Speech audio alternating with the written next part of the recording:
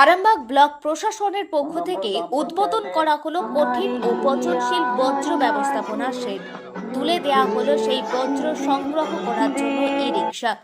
শুক্রবার আরামবাগের হরিণখোলা 2 নম্বর পঞ্চায়েত এলাকায় স্বচ্ছ ভারত অভিযানের আওতায় উদ্বোধন হলো বজ্র ব্যবস্থাপনা শেড।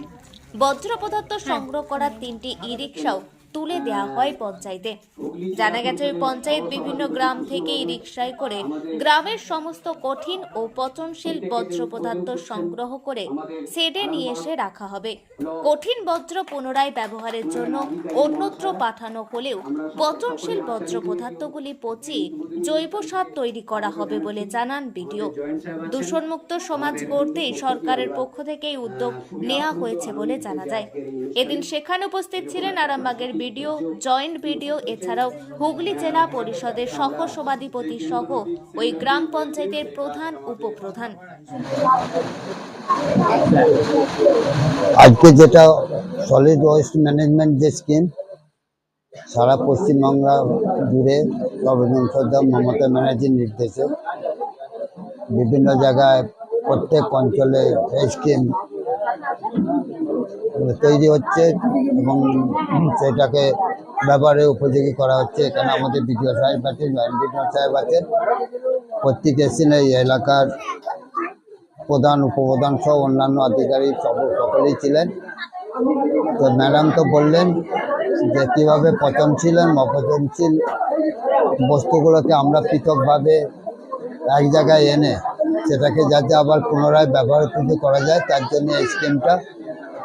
শুধু আমরা স্কিমটা করছি না, আমরা সকলের কাছে আমরা একটাই অনুরোধ রাখছি, আমাদের সর্বজনস্ব মমতা ব্যানার্জি যে উদ্দেশ্য নিয়ে এই স্কিমটা বাস্তবায়িত করার জন্য নির্দেশ দিয়েছেন, আসুন আমরা সকলে মিলে সেই স্কিমটাকে সফল করার চেষ্টা করি।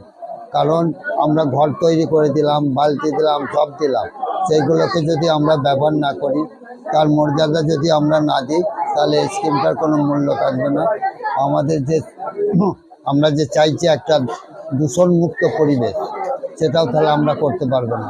তাই প্রত্যেকে বলবো যে এর পূর্বে আমরা যেমন যেখানে সেখানে মলমূত্র ত্যাগ করতাম, সেটাকে যেমন নিজেদিকে আমরা বিরত করতে পেরেছি, আশা করব এক্ষেত্রেও আমরা পচনশীল অপচনশীল যে দ্রব্য আছে সেগুলোকে পৃথকভাবে রেখে এই স্কিমের সর্বজনস্রদ্ধা মহামাতির যে স্কিম, সেই স্কিমটাকে সহযোগিতা করব, বাস্তবায়িত করব, দূষণমুক্ত সমাজ গড়ে তুলব, এটাই প্রত্যেকের কাছে আমরা অনুরোধ রাখছি। প্রদান করবেন, তারপর আমাদের পুষ্পস্তবক দিয়ে আমাদের মাননীয় প্রধান জনতা বেগম মহাশয় উদ্বোধন করা হলো। আমাদের মধ্যে উপস্থিত আছেন হ্যাঁ, আমাদের যে বিভিন্ন জিপিতে যে ই কার্ডগুলো দেওয়া হয়েছে, হরিণখোলা জিপিতেও 3টে ই কার্ড দেওয়া হয়েছে। এই ই কার্ডগুলো বাড়ি বাড়ি গিয়ে বর্জ্য পদার্থ সংগ্রহ করবে এবং প্লাস্টিকজাত বর্জ্য পদার্থ এবং যে সবজির খোলা, সেগুলো যাতে ভিন্ন ভিন্ন জায়গায় ফেলে, সেই জন্য সবাইকে বলা হয়েছে। নীল ও সবুজ রঙের 2 রকম ধরনের বালতি প্রদান করা হয়েছে। নীল রঙের বালতিতে প্লাস্টিকজাত দ্রব্য এবং সবুজ রঙের যে বালতি দেওয়া হয়েছে তাতে সবজির খোলা বা যেগুলো পচনশীল বর্জ্য পদার্থ যাতে পৃথকভাবে ফেলা হয়। এই ই কার্ডগুলো বিভিন্ন বাড়িতে বাড়িতে গিয়ে এই বর্জ্য পদার্থগুলি সংগ্রহ করবে। সেখানে সেই বর্জ্য পদার্থগুলি এই সেগ্রিগেশন শেডে এনে আলাদা করা হবে। এখানে বিভিন্ন SHG গ্রুপের মেয়েরাদের ট্যাগ করা হয়েছে, তারাই এই সেগ্রিগেশন শেডে বিভিন্ন পচনশীল এবং অপচনশীল বর্জ্যগুলো আলাদা করবে। যে প্লাস্টিকজাত দ্রব্যগুলিকে আমরা যাতে পুনর্ব্যবহার করা যায় সেই জন্য পাঠানো হবে বিভিন্ন কলকারখানায়, এবং যে সব বর্জ্য পদার্থগুলো আছে সবজির খোলা বা পচনশীল বর্জ্য পদার্থগুলো, সেগুলো দিয়ে সার বানানোর জন্য আমাদের উদ্যোগ নেওয়া হয়েছে। সেগুলো দিয়ে যে সার বানানো হবে সেগুলো আমরা কৃষি জমিতে ব্যবহার করব।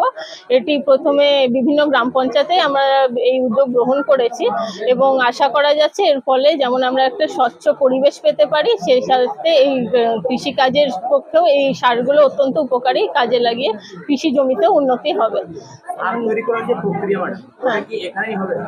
হ্যাঁ, ওই সারগুলোর জন্য বিভিন্ন পিট করা হয়েছে। সেই পিটে বা বিভিন্ন যে যে বাজারগুলোতেও দেওয়া হয়েছে, যে বিভিন্ন কিট করা হয়েছে, তাতে যাতে ওরা সবজির খোলাগুলো ফেলা হয় এবং সেইখানেই সেইগুলো পচিয়ে, এবং তার সাথে বলা হয়েছে কিছু যেমন ঝোলা গুড় বা কিছু কিছু উপাদান মেশাতে হবে। ওই প্রক্রিয়াগুলো শেখানো হয়েছে যে কিভাবে ওগুলো দিয়ে সার বানানো যায়। সেই সারটা প্রথমে পরীক্ষামূলকভাবে যে জমিতে দেওয়া হবে, এবং যদি দেখা যায় এই কাজে সাফল্য পাওয়া যাচ্ছে তাহলে সেটা বৃহৎ আকারে আর কি ব্যবহার করা হবে। হ্যাঁ, ওই বালতিগুলো প্রত্যেক ঘরে ঘরে দেওয়া হবে, যাতে ওই বিভিন্ন পচনশীল এবং অপচনশীল দ্রব্যগুলো ওরা আলাদাভাবে ফেলে।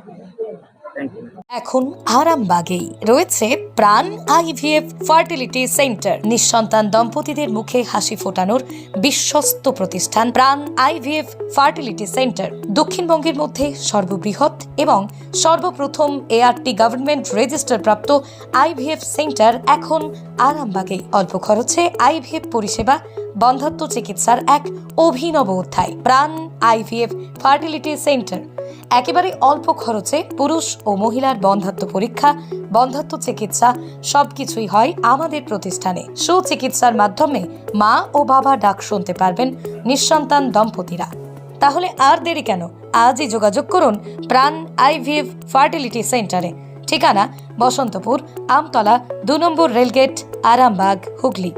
যোগাযোগ নম্বর 7865858781 অথবা যোগাযোগ করুন 7908098172 এই নম্বরে।